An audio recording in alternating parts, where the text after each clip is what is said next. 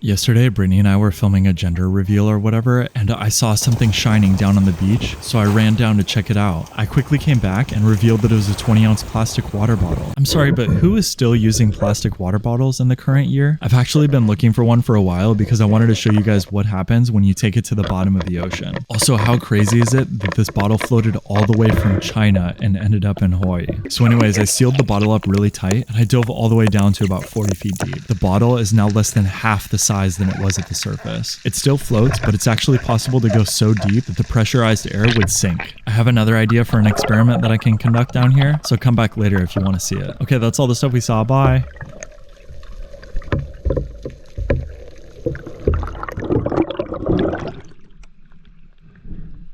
That's kind of cool.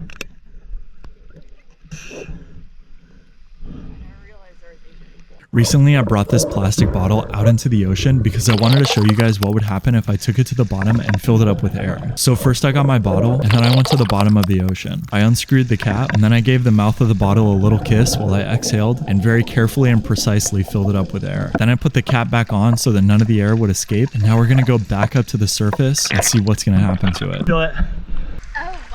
She said that it was so hard from the pressure that she could barely squeeze it. When she handed it back to me, the pressure had built up so much that I just touched the tip of it and it exploded. The cap went like 20 feet in the air. Don't worry, of course we found the cap and made sure that nothing got left in the ocean. Okay, that's all the stuff we saw. Bye. I want to try a 2-liter, but like we don't drink soda and we don't know anyone that drinks soda, so we'd have to like go buy one and empty it or something. I had an idea that something crazy would happen if I put a ribbon inside of a bubble ring, so I wanted to go try it. First I got my ribbon and then I made a bubble ring. I have lots of tutorials on my channel if you want to learn how to do a ring, by the way. The first try was kind of a fail. It can be difficult to get the ribbon to go in the ring without also disturbing the ring with my own hands. I tried a couple times on this ring and it just didn't work. Then I blew another ring and oh boy, that thing's spinning. Wow, it spooled up so fast. Okay, if I ever need to wind up a ribbon, I know how I'm gonna do it. All I need to do is go to the ocean, blow a bubble ring, put the ribbon inside the bubble ring, and then it'll be wound up in such a tight, neat little roll. Okay, that's all the ribbons we rolled by.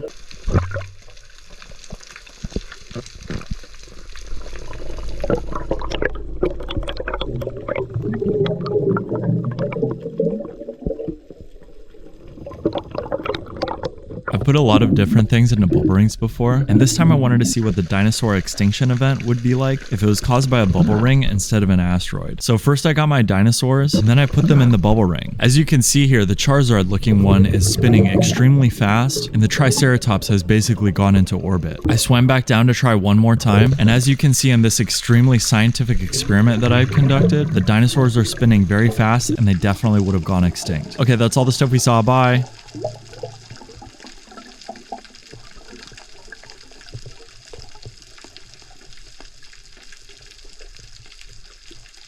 I ran out of interesting things to put into a bubble ring today, so now I'm gonna try putting my house keys in. I have a Lego minifig that's a shark on my keychain, and he has no pectoral fins to raise awareness about shark finning, and definitely not because I lost them in my pocket one day. So first I blew a bubble ring, and then I brought my keys up to drop them into it. They actually spun for a little bit, but I think the key part is too heavy. Meanwhile, the shark guy is doing a pretty good job of swimming. They fell pretty fast, but I caught them and went to put them in it again. And oh no, this time I couldn't catch them. Oh no, they're going all the way down to the bottom and there's nothing I can do about it. How am I gonna go inside my house now? Am I gonna be homeless? Oh wait, I forgot that I could just dive to the bottom and get them myself. When I got down there was this fish that was very interested in my keys. I was like, what are you, a dog? So I jingled the keys and he was very interested until I got too close, and then he was like, nah, I don't want those anymore. Okay, that's all the stuff we saw. Bye.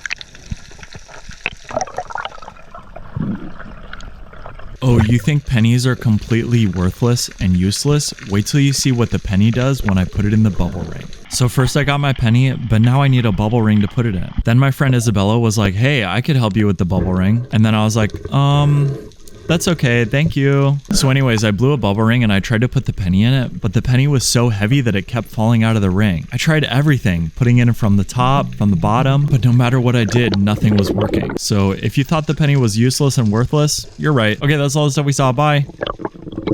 A little while ago, I wanted to see what would happen if I cracked an egg at the bottom of the ocean. And if you've been on YouTube within the last year or so, you've probably seen it. So now I wanted to try to up the ante and see what I could do with an egg underwater that was even more interesting. So this time I'm gonna put my egg into a bubble ring. I cracked the egg on my head and then I put it in the ring and... well, that was extremely underwhelming. I kind of messed it up because my hands got in the way and there was a bunch of other bubbles blocking it. But anyways, my friend Isabella was there and I wanted to show her my little egg friend. First, she touched him like, boop, and I was like, yes, be very gentle. He is a delicate egg. You must not boop him too hard. Then she started to play ping pong with him. What is this, a yoke to you? Then she suddenly started clapping and I was like, hey, watch it. And then my egg friend exploded. How could you do such a thing? You're a monster. Luckily, I had one more egg, so I tried to do the egg experiment again. And when I put it in the bubble ring, the egg got completely destroyed. So I guess I'm an egg murderer too. Okay, that's all the stuff we saw. Bye.